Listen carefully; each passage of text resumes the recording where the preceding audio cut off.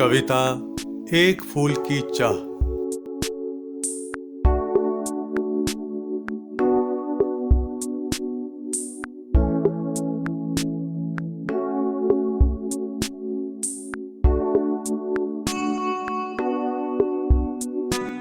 सियाराम शरण गुप्त की रचना है एक फूल की चाह। सियाराम शरण गुप्त। सियाराम शरण गुप्त का जन्म झांसी के निकट चिर गांव में सन 1895 में हुआ था। राष्ट्रकवि मैथिली शरण गुप्त इनके बड़े भाई थे। गुप्त जी के पिता भी कविताएं लिखते थे।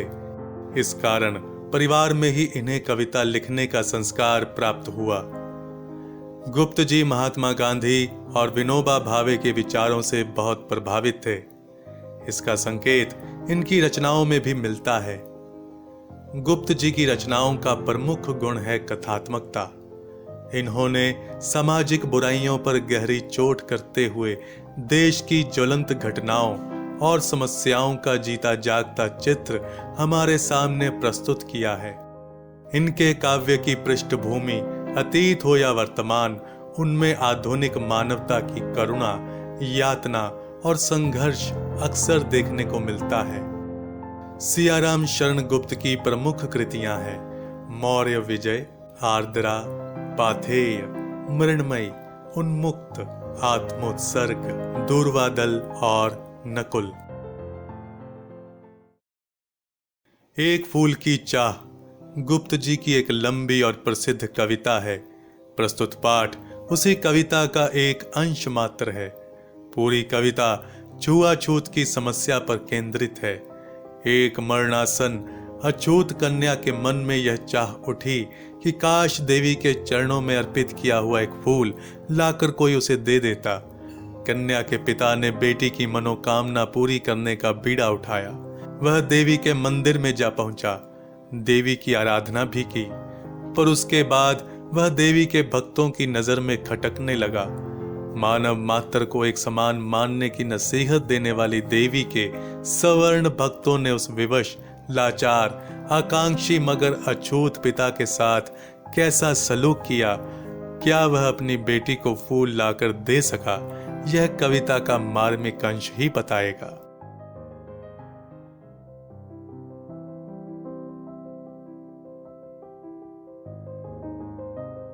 उद्वेलित कर अश्रु राशियां, हृदय चिताएं धधकाकर, महामारी प्रचंड हो फैल रही थी इधर उधर।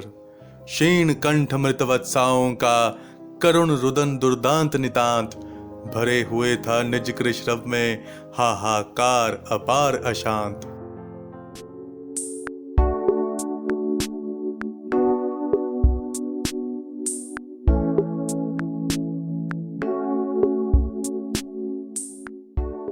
प्रस्तुत पंक्तियों में कवि गांव में फैली महामारी के विषय में बतलाते हुए कह रहे हैं कि एक बीमारी हर जगह भयंकर रूप से फैली हुई थी, जिसने लोगों की भावनाओं को ठेस पहुंचाते हुए उनकी आंखों से आंसुओं की झड़ी लगा दी थी। लोगों का हृदय धधक रहा था, लोग रो रहे थे, सब परेशान थे। सबके मन में इस महामारी ने भयानक डर बैठा दिया था। इस महामारी में जिन औरतों ने अपनी संतानों को खो दिया था, वह जोर जोर से रो रही थीं। उनके कमजोर पड़ते गले से लगातार दिल को दहला देने वाला ऐसा दर्द निकल रहा था जिसे दबाना अत्यंत कठिन था। उस कमजोर पड़ चुके दर्द भरे रोने में हर जगह हाहाकार मचा हुआ था और चारों ओर अशांति छाई हुई थी। बहुत रोकता था सुखिया को, न जा खेलने को बाहर, नहीं खेलना रुकता उसका, नहीं ठहरती वह पल भर। मेरा हृदय कांप उठता था, बाहर गई निहार उसे, यही मनाता था कि बचा लूं किसी भांति इस बार उसे। इस पद्यांश में कवि एक अछूत पिता की अपनी बेटी सुखिया के प्रति चिंता को व्यक्त कर रहे हैं। सारे गांव में फैली महामारी से सुखिया के पिता को डर था कि कहीं सुखिया इस बीमारी का शिकार न हो जाए। इसलिए सुखिया का पिता उसे बार बार बाहर जाने से रोकता था, किंतु वह नटखट बच्ची पल भर भी घर के अंदर बैठना न चाहती थी। उसे बाहर खुले वातावरण में खेलती देखकर उसके पिता को गहरी चिंता तथा घबराहट होती थी।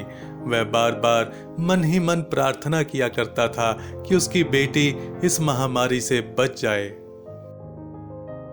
भीतर जो डर रहा छिपाए, हाय वही बाहर आया। एक दिवस सुखिया के तनु को ताप तप्त मैंने पाया। ज्वर में विहवल हो बोली वह, क्या जानो किस डर से डर, मुझको देवी के प्रसाद का एक फूल ही दो लाकर। इस पद्यांश में कवि ने पिता की पुत्री के प्रति चिंता का मार्मिक चित्रण किया है। कवि कहता है कि सुखिया के पिता को जिस बात का डर था वही हुआ। एक दिन सुखिया का शरीर बुखार से तपने लगा। सुखिया बुखार से तड़पती हुई अपने पिता से कहती है कि उसे पता नहीं किस बात से डर लग रहा है। वह पिता से प्रार्थना करती है कि वह देवी के मंदिर से उसे प्रसाद रूप में फूल लाकर दे ताकि वह ठीक हो सके। क्रमशः कंठ क्षीण हो आया, शिथिल हुए अवयव सारे, बैठा था नव नव उपाय की चिंता में मैं मन मारे। जान सका न प्रभात सजग से, हुई अलस कब दोपहरी, स्वर्ण घनों में कब रवि डूबा, कब आई संध्या गहरी।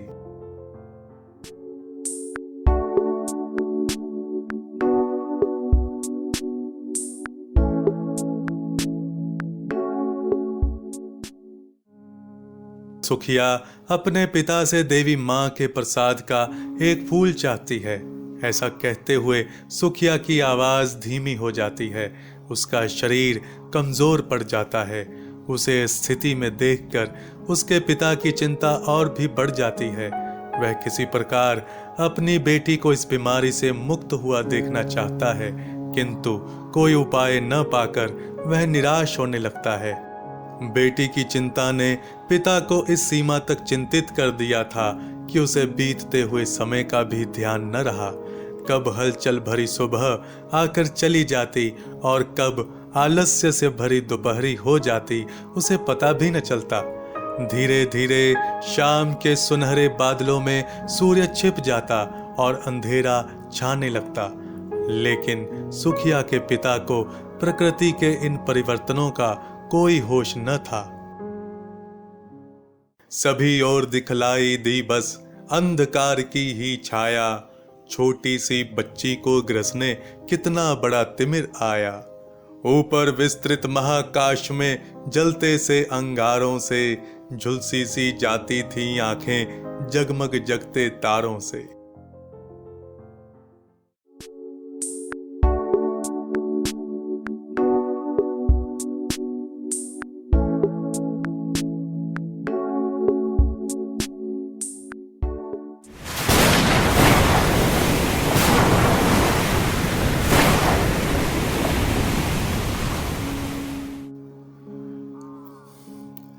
बेटी सुखिया की चिंता में दुखी पिता के मन में यह विचार आता है कि यह उसका बड़ा दुर्भाग्य है कि उसकी नन्ही सी कोमल बच्ची इतनी बड़ी महामारी का शिकार हो गई है। उसे चारों ओर निराशा से भरा अंधकार ही दिखाई दे रहा था। इस दुख में आकाश के सितारे भी सुखिया के पिता को अंगारों जैसे तपते हुए प्रतीत हो रहे थे। उन तारों की जगमगाहट उसकी आंखों को जला रही थी। देख रहा था जो सुस्थिर हो, नहीं बैठती थी क्षण भर, हाय वही चुपचाप पड़ी थी अटल शांति सी धारण कर। सुनना वही चाहता था मैं, उसे स्वयं ही उकसाकर, मुझको देवी के प्रसाद का एक फूल ही दो लाकर। सुखिया का पिता सुखिया को एकटक निहार रहा था और सोच रहा था कि उसकी बेटी जो एक पल के लिए भी चुपचाप नहीं बैठती थी, उसकी स्थिति कैसी दयनीय हो गई है कि वह बिना हिले डुले खामोशी से खाट पर पड़ी हुई थी। उसकी स्थिति से विचलित होकर वह सोचता है कि उसकी बेटी कम से कम यही कह दे कि उसे देवी के प्रसाद का एक फूल ही लाकर दिया जाए, अर्थात इसी बहाने वह अपना मौन तोड़कर उससे बात करे। ऊंचे शैल शिखर के ऊपर मंदिर था विस्तीर्ण विशाल, स्वर्ण कलश सरसिज विकसित थे, पाकर समुदित रवि कर जाल। दीप धूप से आमोदित था मंदिर का आंगन सारा, गूंज रही थी भीतर बाहर मुखरित उत्सव की धारा।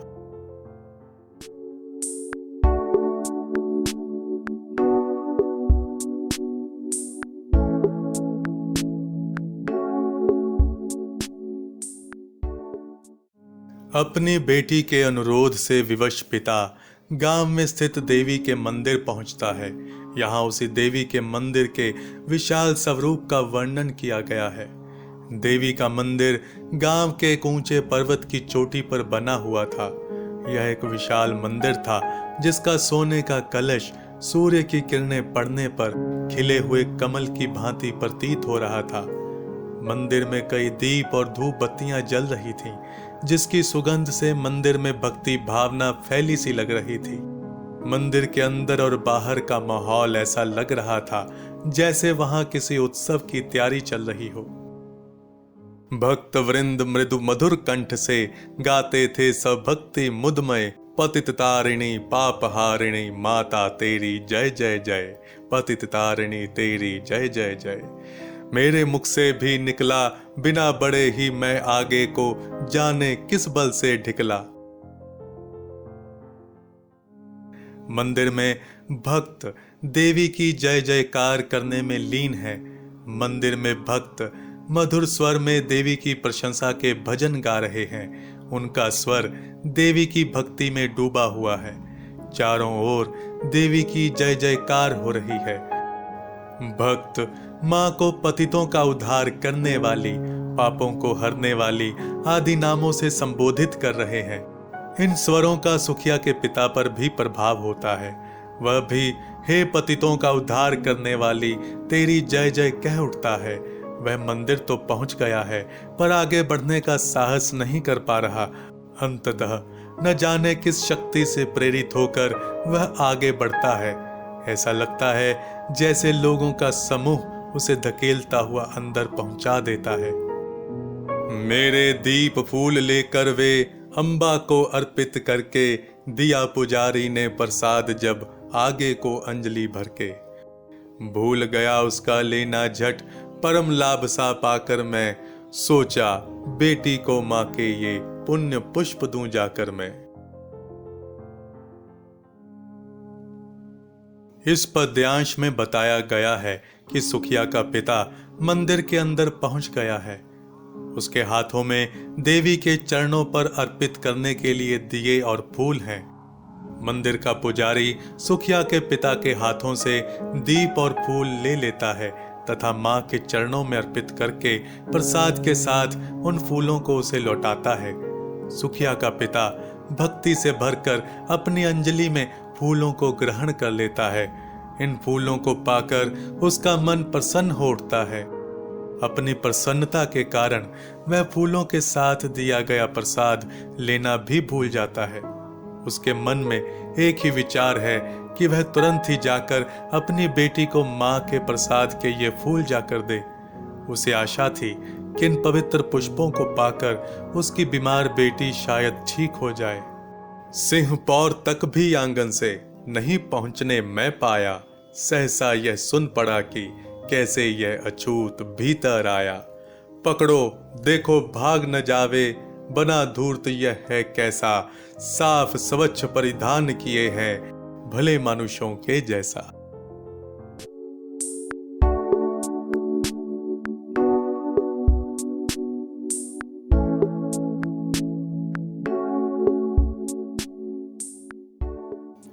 सुखिया का पिता पुजारी के हाथ से फूल लेकर तुरंत ही घर पहुंचना चाहता है। इसी कारण शीघ्रता से मंदिर के मुख्य द्वार की ओर बढ़ता है, किंतु तब तक मंदिर में उपस्थित लोगों में से किसी ने उसे पहचान लिया। सुखिया के पिता को अचानक यह आवाज सुनाई दी कि वह अछूत मंदिर के भीतर कैसे पहुंच गया, और फिर कई लोग उसे पकड़ने के लिए एक साथ दौड़े ताकि वह भाग न जाए। उन लोगों में से किसी ने कहा कि इस चालाक नीच को तो देखो कैसे साफ कपड़े पहने हैं ताकि कोई इसे पहचान न सके। कवि यहाँ यह दर्शाना चाहता है कि निम्न जाति वालों का मंदिर में जाना अच्छा नहीं माना जाता था। पापी ने मंदिर में घुसकर किया अनर्थ बड़ा भारी, कलुषित कर दी है मंदिर की चिरकालिक शुचिता सारी। क्या मेरा कलुष बड़ा है देवी की गरिमा से भी, किसी बात में हूं मैं आगे माता की महिमा के भी। कवि कहता है कि मंदिर में आए हुए सभी भक्त सुखिया के पिता को पापी कह रहे थे। वे कह रहे थे कि सुखिया के पिता ने मंदिर में घुसकर बड़ा भारी अनर्थ कर दिया है और लंबे समय से बनी मंदिर की पवित्रता को अशुद्ध कर दिया है। इस पर सुखिया के पिता ने कहा कि ऐसा कैसे हो सकता है कि माता की महिमा के आगे उसकी अशुद्धता अधिक भारी हो। सुखिया के पिता के कहने का तात्पर्य यह था कि जब माता ने ही सभी मनुष्यों को बनाया है तो उसके मंदिर में आने से मंदिर अशुद्ध कैसे हो सकता है। माँ के भक्त हुए तुम कैसे करके यह विचार खोटा, माँ के सम्मुख ही माँ का तुम गौरव करते हो छोटा। कुछ न सुना भक्तों ने झट से मुझे घेर कर पकड़ लिया, मार मार कर मुक्के घूंसे धम से नीचे गिरा दिया। सुखिया का पिता उन लोगों के आरोप से हैरान है। वह सोचता है कि क्या उसकी अपवित्रता देवी की महानता से भी ऊंची है। इस प्रकार क्या वह किसी बात में मां से भी बड़ा है। उसका मन अत्यंत दुख से भर जाता है और वह उन भक्तों से कहता है कि उसके मंदिर में आने से मंदिर अशुद्ध हो गया है। इस तरह का घटिया विचार यदि तुम सबके मन में है तो तुम माता के भक्त कैसे हो सकते हो। यदि वे लोग उसकी अशुद्धता को माता की महिमा से भी ऊंचा मानते हैं तो वे माता के ही सामने माता को नीचा दिखा रहे हैं। लेकिन उसकी बातों का किसी पर कोई असर नहीं हुआ। लोगों ने उसे घेर लिया और उस पर घूंसों और लातों की बरसात करके उसे नीचे गिरा दिया। मेरे हाथों से प्रसाद भी बिखर गया हा सबका सब, हाय अभागी बेटी तुझ तक कैसे पहुंच सके यह अब। न्यायालय ले गए मुझे वे, 7 दिवस का दंड विधान मुझको हुआ था मुझसे देवी का महान अपमान। इस पद्यांश में सुखिया के पिता की विवशता का अत्यंत मार्मिक चित्रण किया गया है। सुखिया के पिता के सभी तर्क व्यर्थ साबित होते हैं। मंदिर के भक्त सुखिया के पिता को घेर लेते हैं और उसे मुक्के मार मार कर नीचे गिरा देते हैं। उसके हाथों में मां के प्रसाद रूपी जो फूल थे वो धरती पर बिखर जाते हैं। इसे देखकर सुखिया का पिता दुख और गलानी से भर उठा। उन भक्तों की मार सहते हुए उसके मन में यही एक विचार आया कि वह अपनी तड़पती हुई बेटी को कैसे ये फूल पहुंचाए। लोग उसे न्यायालय ले गए। वहां उसे 7 दिन जेल की सजा सुनाई गई। अब सुखिया के पिता को लगने लगा कि अवश्य ही उससे देवी का अपमान हो गया है, तभी उसे सजा मिली है। मैंने स्वीकृत किया दंड, वह शीश झुकाकर चुप ही रहे। उस असीम अभियोग दोष का क्या उत्तर देता क्या कहे। 7 रोज ही रहा जेल में, या कि वहां सदियां बीती। अब विश्रांत बरसा करके भी आंखें तनिक नहीं रीती। प्रस्तुत पंक्तियों में कवि कहते हैं कि सुखिया के पिता ने सिर झुकाकर चुपचाप उस दंड को स्वीकार कर लिया। उसके पास अपनी सफाई में कहने को कुछ नहीं था, इसलिए वह नहीं जानता था कि क्या कहना चाहिए। जेल के वे 7 दिन सुखिया के पिता को ऐसे लगे थे जैसे कई सदियां बीत गई हों। उसकी आंखें बिना रुके बरसने के बाद भी बिल्कुल नहीं सूखी थीं। उसके मन में घोर पश्चाताप था कि वह एक पिता होने के नाते अपनी बच्ची के प्रति कर्तव्य को पूरा न कर पाया था। उसे इस बात का गहरा दुख था कि वह अपनी बेटी की अंतिम इच्छा को पूर्ण न कर सका था। दंड भोग कर जब मैं छूटा, पैर न उठते थे घर को, पीछे ठेल रहा था कोई, भय जर्जर तनु पंजर को। पहले की सी लेने मुझको नहीं दौड़ कर आई वह, उलझी हुई खेल में ही हा अब की दी न दिखाई वह। इस पद्यांश में कवि ने कथा नायक की मनोस्थिति का वर्णन किया है। जब सुखिया का पिता जेल से छूटा तो उसके पैर उसके घर की ओर नहीं उठ रहे थे। किसी अनजान आशंका से वह भयभीत हो उठा था, किंतु फिर भी उसे ऐसा लग रहा था जैसे डर से भरे हुए उसके शरीर को कोई धकेल कर उसे घर की ओर ले जा रहा हो। जब वह घर पहुंचा तो हमेशा की तरह उसकी बेटी दौड़कर उससे नहीं मिलने आई, न ही वह उसे कहीं खेल में उलझी हुई दिखाई दी। उसे देखने मरघट को ही गया दौड़ता हुआ वहां, मेरे परिचित बंधु प्रथम ही फूंक चुके थे उसे जहां। बुझी पड़ी थी चिता वहां पर छाती धधक उठी मेरी, हाय फूल सी कोमल बच्ची हुई राख की थी ढेरी। जब सुखिया का पिता जेल से छूटकर घर पहुंचता है तो उसे घर में सुखिया कहीं दिखाई नहीं देती। तब उसे सुखिया की मौत का पता चलता है।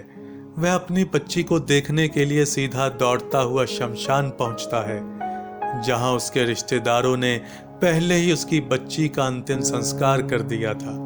अपनी बेटी की बुझी हुई चिता देखकर उसका कलेजा जल उठता है। उसकी सुंदर फूल सी कोमल बच्ची अब राख के ढेर में बदल चुकी थी। अंतिम बार गोद में बेटी तुझको ले न सका मैं हा, एक फूल माँ का प्रसाद भी तुझको दे न सका मैं हा। इन पंक्तियों में कवि सियाराम शरण गुप्त जी ने एक पिता के दुख का मार्मिक वर्णन किया है। जब सुखिया का पिता शमशान पहुंचकर सुखिया को राख की ढेरी में देखता है तो वह दुख मनाता हुआ रोने लगता है।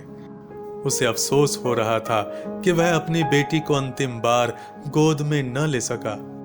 उसे इस बात का भी दुख हो रहा था कि उसकी बेटी ने उससे केवल माता के मंदिर का एक फूल लाने के लिए कहा था, किंतु वह अपनी बेटी को देवी का प्रसाद भी लाकर न दे सका, जिसके लिए वह जीवन भर पश्चाताप करता रहा।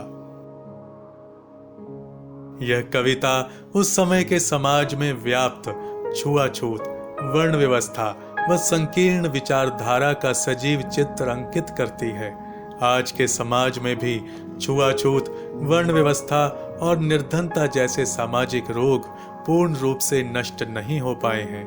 इस कविता के माध्यम से कवि हमें यही संदेश देना चाहते हैं कि मानव सिर्फ मानव है, उसे धर्म, जाति, आर्थिक और सामाजिक स्तर पर नहीं तोलना चाहिए।